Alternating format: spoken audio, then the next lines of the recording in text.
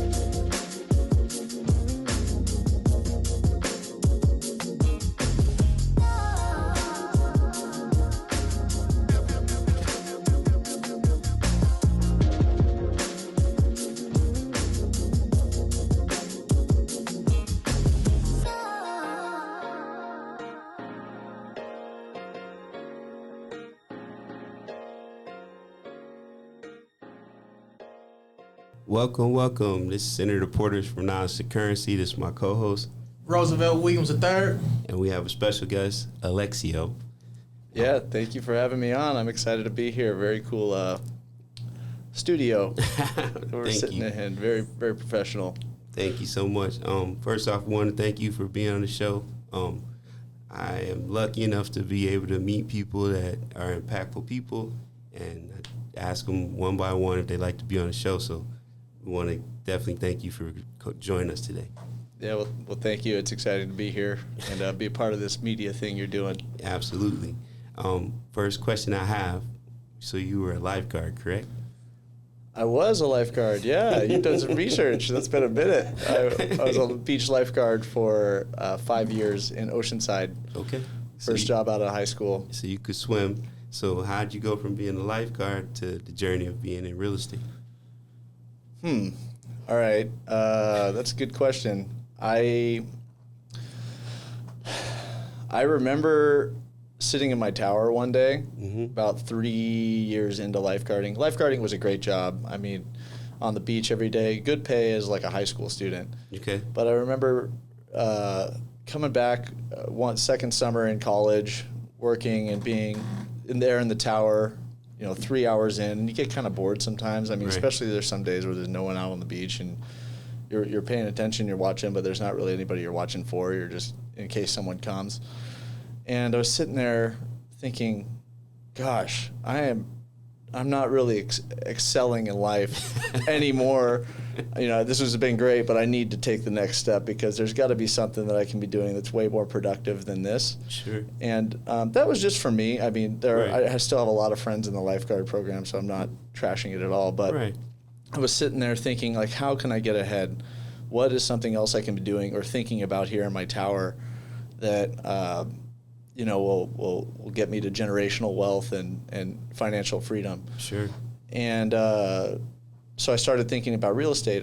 My grandfather was a developer, and really? my dad was involved in real estate, owning and managing apartments. Okay. So I kind of helped him with that growing up, and I was thinking, like, how does this work? How do you generate cash flow? Does this make more sense than working for money? Because until that point, I only understood working for every dollar that you make. Sure. And I sat there in my tower starting to think about it, and I decided, hey, I gotta at least try this. Right. And over the years, I kind of started thinking about, I was still in college, so I was going to economics classes, macroeconomics, and I was thinking more intently, like, on how is this going to affect the real estate market, how all these metrics play in, is stocks the way to go? And it all kind of started from that seed thought of how am I going to create passive income and generational wealth. And it made me pay more attention in those classes because I was now doing it with a purpose to become, financially free versus just taking classes like I had done my whole life and passing the tests, Sure.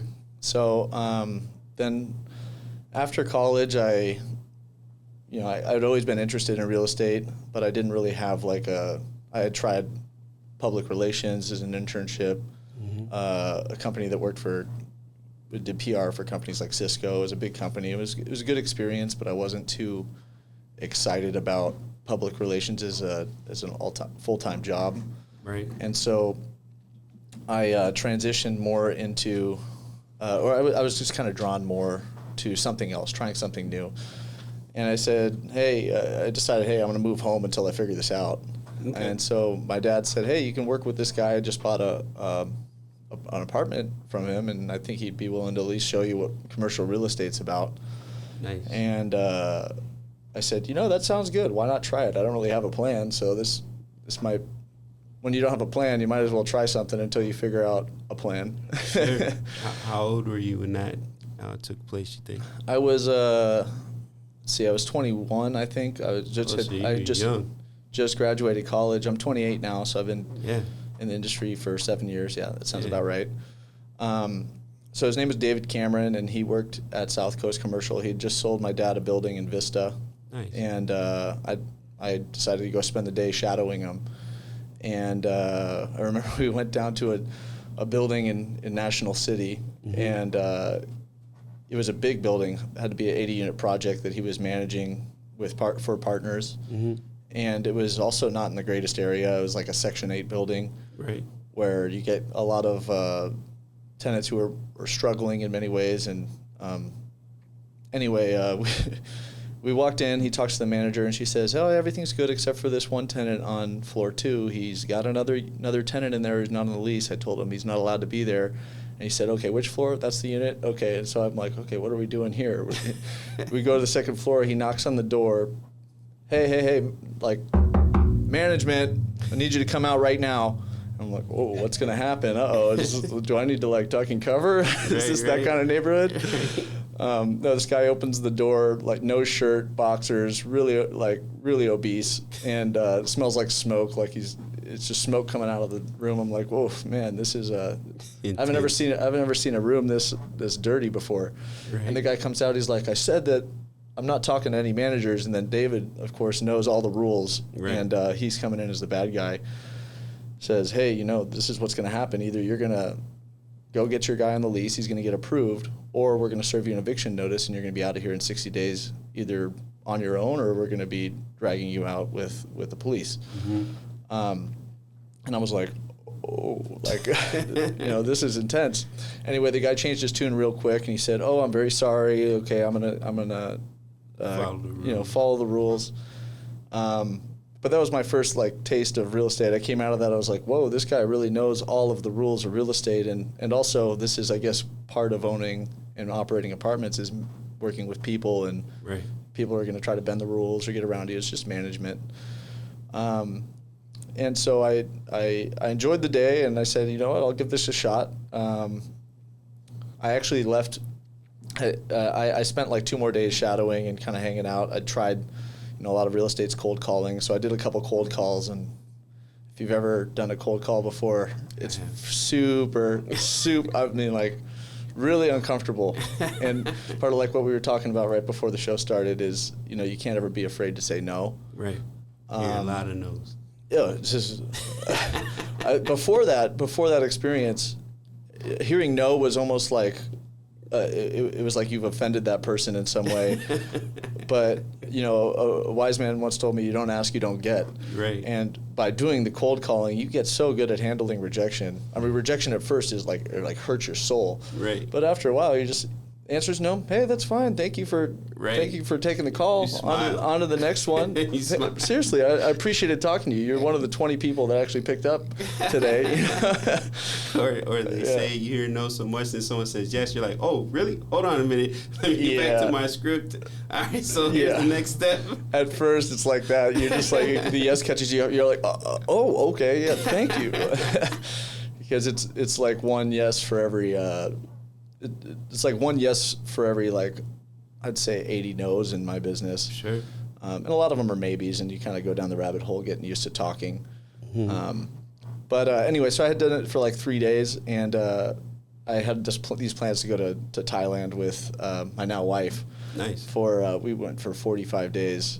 So that was kind of my sabbatical between college and trying. But the whole time I was in Thailand, I was working on my real estate classes. Okay. Which you need to take those to pass the test and become an actual agent. Right. And but I came back with a fresh mind. I'd just gotten all of the traveling, seeing the world out of my system, so I was able to like sit down and focus. And real estate's one of those industries where you really have to be ready to buckle down and focus for 6 months with almost zero return. Mm-hmm. And you go kind of crazy. No matter how many times people will tell you that, you go kind of crazy about 5 months in, even 4 months in. You're like, what am I doing spending 40, 50 hours a week, especially straight out of college where you're, footloose and fancy free. Right. So, I took it seriously. I came in with that mindset. There were times in there where I was getting disheartened, but I luckily was around at South Coast. It was a great community of people to really bring someone up in the commercial industry. Lots of mentors. If my boss was gone, there's someone else to step in. Nice. And it built a lot of relationships that way. Other people who had just gone through what I did, a year prior. So they were, hey, I know you're right there. You're almost to the top of the mountain. So that kind of encouragement. That's really cool. So really helped. A couple things that I'm hearing is, number one, you got a mentor. Number two, you stuck with it even when it didn't look the best. You're like, hey, I'm going to just keep at it. You have people to encourage you, but you still did the work. And then taking a nice trip to Thailand didn't hurt with your wife. No. I highly recommend that. And in fact, anybody who is coming out of college and not really sure what they're doing, I've got a couple of juniors working for me now, and I say, hey, right now you don't have any of the glue or the roots that hold you back from doing a trip like that. Mm-hmm. And while I would like you to be here making money for yourself and for me, this is the time in your life to do it, and you're going to regret it the rest of your life if you don't. Right. So I highly recommend that for anybody who's either in school, can do study abroad and do 3 months, or in between actually getting started to take that leap and see the world, because that's an education in itself. We only see what we see in the news, but that's the kind of eye-opening stuff which then you can bring back into your professional life and relate to people. Sure. And understand there's so many different cultures and upbringings, and we live on Mount Olympus over here in San Diego, California, United States. I mean, it's funny, but it's true. And there's a lot of people who live here and don't realize what we have. And some of my most successful friends and I guess more grounded friends are immigrants. They came from somewhere else. They came here, and they don't mind to work hard because they know where they came from is third world country. It's a lot worse. Give them a real perspective, and I think a lot of people should be more grateful being here, no matter what your financial situation is. We don't all have Lamborghinis, but you have running water, you have AC, like heat. Like in San Diego, you don't even need AC, but yeah, I'm just saying, like, a lot of people, I feel like they get discouraged or upset because they don't have all the jewelry and all the things that you see on Instagram, but that's not real life. Well, that's the kind of like materialistic mindset that gets people to focus on what they don't have versus what they have and what's good for them. Mm-hmm. And they say like the glass half full or the glass half empty, and I mean it's cliche, but if you really think about it, that's what it's all about. Attitude is the only thing that we have full control over in any given situation. That's a fact. So I mean, you can be. I mean, I've had times where let's see, what was one recently? Well, I've been like where I'll be busting my ass on a deal, mm-hmm. working as hard as I can, get for this owner, doing all of the work, and then they go and they say, hey, thank you for all that, but I have a family friend who just came out of the woodworks, sold one deal 3 years ago, and they're going to list my property. I owe it to her. And, you can say, okay, wow, I can't believe no, this is going nowhere. Or you can say, wow, well, you know what? I got a little bit better at my job doing comps, running running through the scenarios, practicing selling the seller. I'm not much more prepared for the next one. Or you can get down in the dumps and say, hey, you know what? Everything's going wrong. I can't catch a break. I mean, no one can ever catch a break. Yeah. You make your own break. Yeah, and in real estate, and for sure sales, until they sign and close, it's never a done deal. Never. Anything can change. Don't get too hot, don't get too low. Just keep the course. Wait the next deal, just in case this one doesn't work out. Right. And that's especially important that first 6 to 12 months when you just got to put your blinders on and really focus on really just focus on doing the calls, doing the the cold calling and the follow-ups.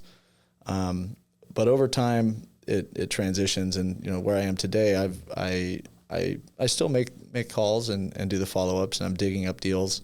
Mm-hmm. But I have a lot of repeat clients that I've built from just doing good business over the years, and always focusing on what's best for them, because ultimately that's going to be best for me, because I could do one deal with them, mm-hmm. or I can build what I have now, which is a pipeline full of deals with them, because they appreciate someone who really looked out for them, not just getting one deal done and on to the next.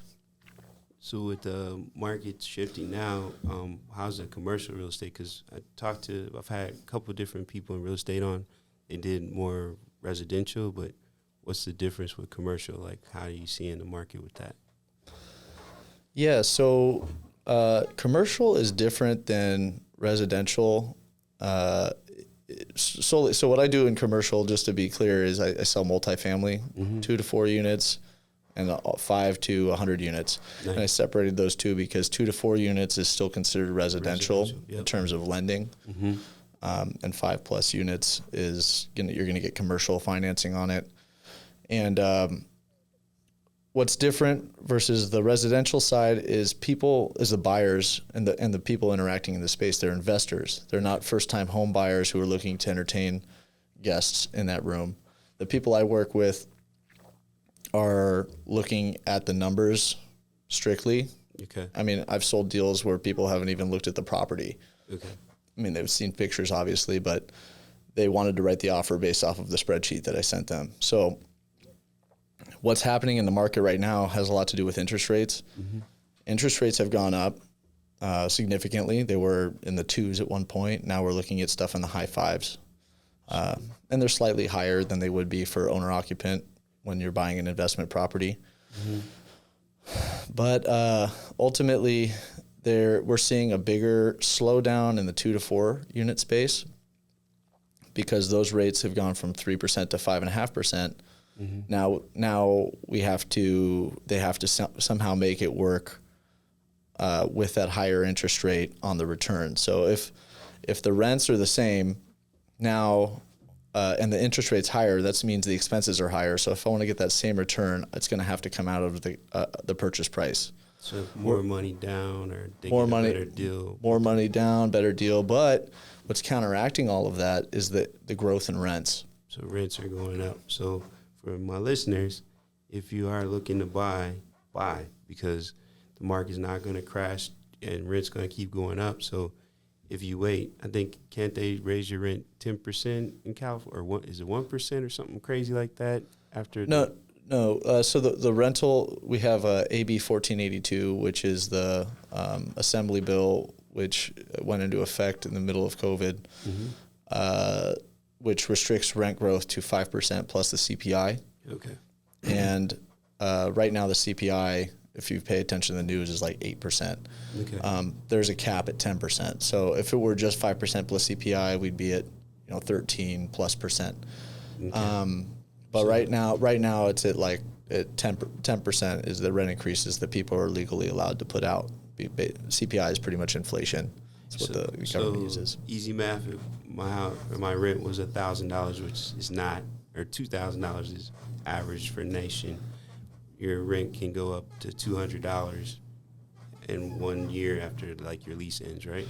Something Correct. like that? Yeah. So if you're on a month-to-month lease, they're allowed to raise your rent at this point in time 10% per year. Okay. If next year CPI is only 3%, they'll do 5% plus 3. That's 8%. So that would be less Still than like $80 for every 1,000. Exactly. Yeah. But rents have gone up much faster than just that 10% plus CPI. I remember selling deals in North Park even 3 years ago where the pro forma rent on a turnkey 2-bedroom, 1-bath, 2-bedroom, 2-bath was $1,800. Right. Now the pro forma rent 3 years later on that same 2-bedroom, 1-bath renovated is upwards of $3,000, $2,800. Wow. So that's a solid 30% increase over 3 years. Sure.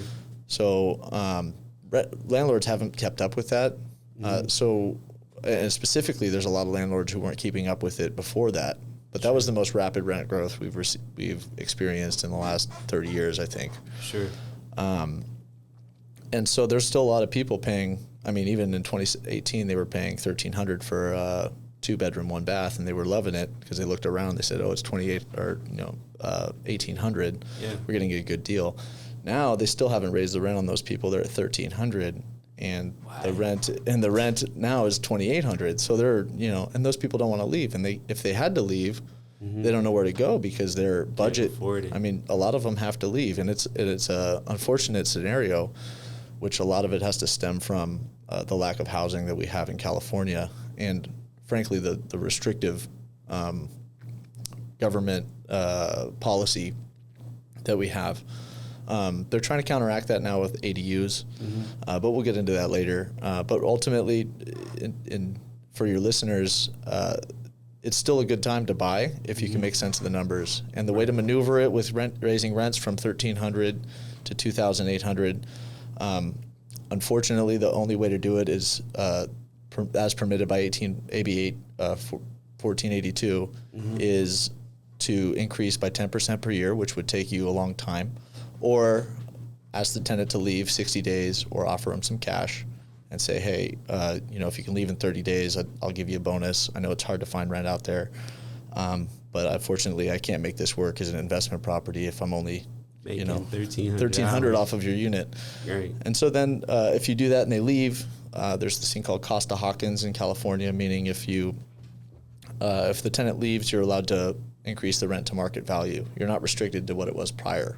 Okay. So if it's a new tenant, market value. So at that point they leave, then you get the rent up to $2,800 on that 2-bedroom unit. Okay. So then once you get the tenant up, you make the place nice, then you can put the rent at market, and then you'll start making way more profit. Right. So what I'm trying to get at is there's a way to go about it. While there are rules in place, there's ways to maneuver through them. You just have to be working with people who know how to maneuver those rules. Sure. I'm one of those people, and there's a lot of managers out there who also know what they're doing. Let's talk about the media side of your business and your Instagram. What's your Instagram handle? My Instagram handle is Cashflow Alexio. Yep. Which I can I get some bounce back because it sounds like kind of a douchey handle in some ways, but really it's about what I'm focused on, which is generating cash flow for people. Sure. And for myself, and there's this good game which it's called the Cash Flow game. I don't know if you've heard of it. It's by Robert Kiyosaki, and if that's one of the reasons my description on Instagram is escaping the rat race through investment real estate. Sure. And that's really what it is. The rat race is the hustle and bustle every day. And if you play that game, the goal is to get out of the rat race. And the way you get out of the rat race is by having more cash flow, passive income than you have passive liabilities. Liabilities would be like your rent, your car payment, your anything taking. Your food and things that from going out, lifestyle. But once your cash flow is higher than your liabilities, then it's all gravy. Anything else that you make over that is like dream freedom money, Right. So that once you get into that, once your switch flips in your brain and you can start thinking of everything that way, it really helps you. For me, it gets me jacked up and inspired because I'm like, there's a way out. The rat race is, it's not fun to be in when you have to answer to the man or answer to some other people. If you have the freedom to do whatever you want, whenever you want, if I want to start a charity doing this, if I want, I got this business idea to blow up a podcast, I want to focus all my time and energy on that. You have the ultimate freedom to do that because all of your life expenses and needs are being met by your passive income. So do you have like a media company? Because I saw like you use media to sell real estate too. I do have I got into, like we were talking about before the show, you picked up a drone recently and that got you excited about media. And while I was in college, I picked up a GoPro and I started filming some like body surfing videos, and I've always been like really visually inclined. Looking back on those videos I made, it's kind of cringeworthy. I'm like, wow, I really should have cut this stuff. This is a lot of BS footage. Like, I'm sorry I made people watch this. But over the years, I've always just I've come back to it, and I got into nicer cameras, DSLRs, and drones were a big thing. I was there at the start of the drone industry. I was buying all the first ones. I've probably been through like 8 or 9 drones. Okay. Some of them crashed, crashed and burned. And the only regret I have is I didn't get the footage off of them. Which happens too. Right. But in that whole journey, I got really, I got a lot of experience editing and managing media. And it was just always something I like to do for personal projects. So when I got into real estate, I started, anytime I got a new listing, it was like your baby. Oh my God, my first listing. I can't wait. This is going to be like, finally, I've been working 6 to 9 months to generate this puppy. I'm going to make the best marketing possible because I know how to do it. So I started doing that for myself. I take drone photos and add graphic designs over the borders and point out local areas like South Park, North Park, downtown, a lot of local attractions, which is really why you're buying real estate, even a house, but especially when you're buying income property, because you're like, why would the tenants want to live here? Will they pay more? Oh, well, they will, because there's a 7-Eleven across the street, or there's parking, or you're across the street from Balboa Park. That's the kind of stuff that people want to see. So I started doing that for my listings. I did it for a couple, and then people said, hey, can you do that for me too? And okay. So that's how it became. So do you make money from it? At South Coast. So I do. So I started this. I started taking Venmos and saying, yeah, I'll go do photos for your property. But then I've probably done like 1,000 properties now. When I got to 200, I started saying, okay, look, I need to spend my time on the phones generating more deals, because this is fun, but it's also, what I really found was it was draining my creative energy. I would be doing these drone shots all week, and I was making money, and it was good money on the side, especially when you're starting, and also a good way to explore all the neighborhoods of San Diego, get used to them. But I used to want to pick up my camera on the weekends, and now it's like, I'm going on this cool thing, but I don't want to touch that camera again. I definitely don't want to touch the Lightroom or Final Cut, because like, I've been doing that all week with, real estate's fun at first, but once you do like 200 of them, it's just repetitive. And so I started outsourcing. I trained one of my colleagues to take the drone. Nice. I said, look, people still want them, but I'll pay you $100 to go do take the photos. And then I was editing for a while. I was like, this is still draining me. So then I found a guy who would edit for me, and then I would pay him, and then I would just, for coordinating it all, I'd take off at the top. Right. And we have a business. We do about, I'd say, 5 to 10 drone jobs a week. We charge $250 a pop. Nice. And it's been a nice thing to have on the side. It was just steady income, and it pays for all of my camera gear, which can be quite expensive. That's the way I look at it. Yeah, absolutely. You got any questions? Oh, yes. Just listening and learning, your point of view, especially, getting so many no's and looking for that yes. What keeps you inspired and going forward? Like, do you have any positive affirmations? It's a good question. When I was in that zone of it would take about 100 and our goal, or our saying in the industry is 25 to stay alive. So you want to, and that's 25 contacts. Okay. To get to 25 contacts in a day, Hard. it's between 125 to 160 phone calls, many of which are going to disconnected numbers. In the meantime, you're researching to see if there's a better number. So it's like 160 dials on the thing, on the telephone, and that's very repetitive. And so I would try to do affirmations in the morning. I was part of the Morning Hero Club, which was super helpful for me. Shout out to Jarvis. Huge fan of Jarvis, the Morning Hero. But what really helped is I would start every morning with that routine, which is, waking up early, writing down your goals for the day. Why am I doing what I'm doing? I'm doing it because I remember as a cash flow Alexio. I will make this many calls today. I will sell this many deals this year, and I will make this much money because that will put me on my path to financial freedom. Okay. And that was pretty much my affirmation for doing the real estate. And anytime I got distracted or anything, I would just, what am I doing here? I'm not here to make friends. I'm here to, and I make friends because I'm a social guy. I can't help that. But I'm my first and foremost responsibility here is to make these calls so that I can make money the fastest way so that I can get to financial freedom. And for me, that's escaping the rat race, and that's why I'm cash flow Alexio. Love it. Any other? Oh no, that was wonderful. Thank you for that. Do you believe in the cliche of real estate? You're going to either retire or you're going to either expire. Do you feel that in real estate? Is there? Well, I think that's something that is applicable to anybody, any job.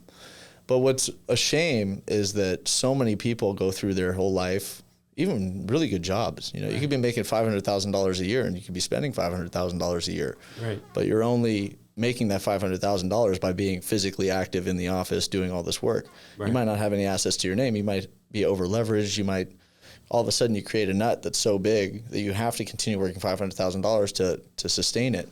Right. And that's not freedom. That's financial handcuffs. Yeah, golden handcuffs, they call it. Right. And you're going to expire if you have to maintain that, because at a certain point, we all, especially now with technology evolving as fast as it does, I'm relevant right now because I grew up in an era where I got really used to phones, really used to social media. It was all being invented, and I was utilizing it as it was evolving. Sure. Now there's a new era behind us, which is even more connected. More connected, and there probably is going to be new technologies with VR and things like that, which I don't understand. I need to do some more R&D to stick with it, but eventually I'm going to be irrelevant. Just like my grandpa, who doesn't know how to operate his computer, would not be able to be relevant in business today. But luckily, he was able to retire off of his cash flow, and everybody's going to expire, but it's about how early on in your life you can retire, meaning find financial freedom. Because even for me, when I retire, I'm always going to be involved in doing business. I was talking to Taylor, my wife, about this just on the 4th of July. For me, the game I'm playing, and I'll be playing my whole life, is going to be real estate. Okay. And everybody has a game that they're playing, and the goal is to become good enough at that game to where you can achieve financial freedom. But I enjoy playing the game too. Financial freedom for me, I could sit on a beach and drink, margaritas for 5 days, but by day 5, I'm gonna be like, I'm getting a little old. Like maybe I'll take the boat out to the island or something, but eventually I'm gonna want to be playing a game, and maybe that's always going to be real estate, or maybe at that point I say, I want to play the DJ game, figure out how to, see how I can do in this realm, or maybe I want to go full out into photography, or start a production company.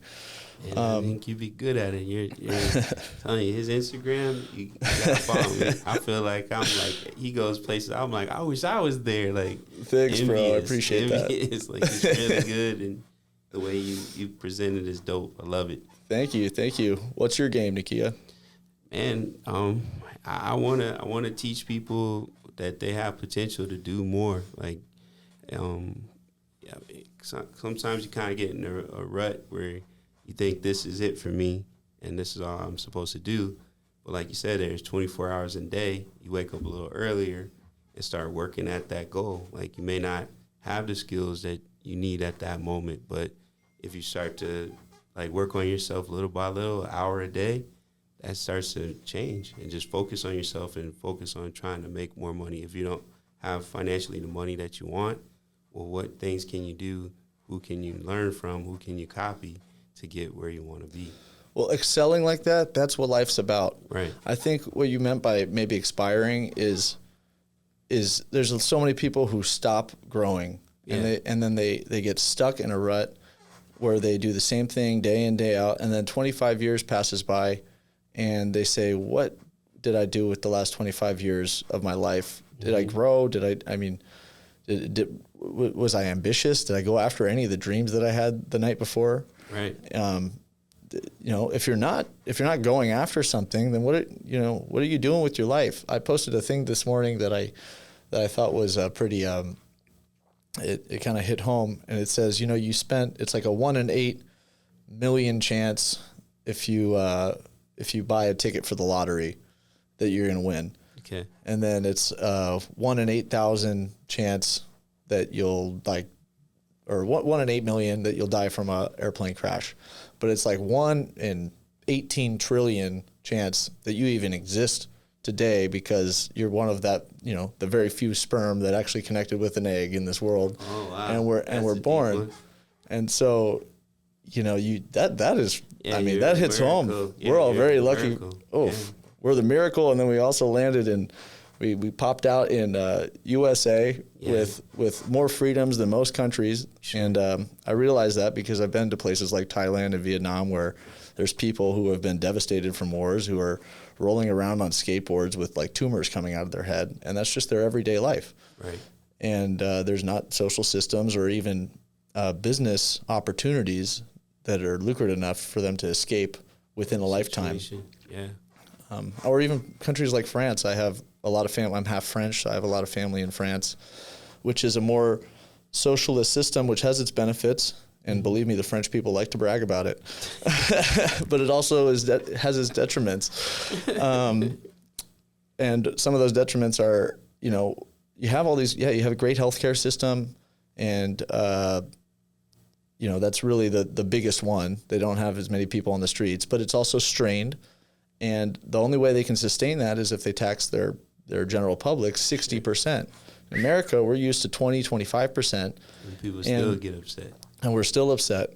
And then on top of that, over there, you have so many regulations, even just to start a business. And then if you hire someone, it's impossible to fire them, kind of like our government employees here. Sure. And I mean, here we have our own systems in place that protect employees, but there it's almost impossible to. So if you have someone who you hire and then they don't do their job, well, now they're just a dead weight on your company, and you're still having to do what they were supposed to do, but you have no way to incentivize them to continue working. Sounds terrible. So, I mean, yeah, it is in many ways. It's also protects the people. Mm-hmm. It's also sad to hear when someone gets fired from their job and ends up on the street here. Sure. But sometimes there's reasons behind that, and sometimes there aren't. Right. But growing in America, we have a lot more freedom in business. And it creates opportunities for me to do well in real estate. For someone like you to create a podcast that could eventually be as big as Joe Rogan, and imagine, that'd be dope. And I think the lack of restrictions is one of the reasons why so many of the biggest businesses in the world originate in the U.S. It's very conducive for that. I think too, a lot of people think you gotta make $1 million or $5 million, but sometimes you just have to have a number, like whatever your monthly number is to be free. Like if you only need to make $8,000 a month and you'll be able to put money away and save money, I mean that's that number. Mm-hmm. So then you got to figure out, okay, what things can I do to get to that $8,000 a month, and then once you reach the $8,000 a month, try to level that up. And that's how you get the momentum and really. So I think if people were to think of that, they can reach these goals of financial freedom faster than they could imagine. Absolutely. Yeah, but we reached the end of our time. We only got 30 minutes, but we went over. Your conversation was good, so I didn't want to stop. Well, I appreciate that. Well, piggybacking off your last thing there, you know, it's important to have those goals, but it's also important to push yourself and have big goals. Right. And one way to do that is hang out with people who are doing what you want to be doing, or being where enjoying the fruits of life that you want to enjoy one day, and then asking how they got there, and then saying, hey, that's totally possible for you. Right. Recently, I went on. I was invited by one of my clients on a private jet, and it was such a crazy experience. I would have never expected in my life to be on one of those, but now, you know what, it's a goal of mine to be able to do that whenever I want. So that $8,000 a month just turned into $20,000 a month. So, you know, and, you know, one day I'll be there, but sure. Those are goals to have. And like you said, just being able to see, they had a bunch of kids there. They're going to take them that lived like in the hoods in Miami, and they were going to take them all to this business event in New York. And none of them had ever been out of Miami. But they said that we want to do this for these kids because they're, you know, in 7th grade and below, so that they can go somewhere else and they can see something else. And once they see people coming on stage that look like them, that are talking business, they could think twice before they become a drug dealer or stealing stuff or scamming people, because they can say, hey, these guys are legitimate businessmen, and I've seen somebody do it. So once you can visualize, you see something, it changes everything. You know it's possible. Yeah, like if that person can do it, why can't I? The coolest is the people like, you know, Musk, or, you know, these people are doing things no one's ever done before, because they've got the vision to say, you know, I don't care if anybody's done it before, but I'm going to make it happen. I'm going to try to do it. Those are the visioneers of our generation, and that's what we all strive to be. Absolutely. Absolutely. Well, we appreciate you coming on the show. Maybe we'll have you on again in your future endeavors. Is there anything that you got coming up that the community should know about? Well, I don't have any personal life events coming up. Oh, I do have one big life event. It's a personal event, but I'm having my first child in December. Rap horn. Congratulations, man. Baby Cruz Barbara coming really? December 2022. So very exciting. He has 2. I have 1. So welcome to the club. And you want to have more, or let's just get this one out? No, that's you know, I personally in business, I you mean more kids. We do want to have another one, and you know, maybe more after that, but every kid is a liability too.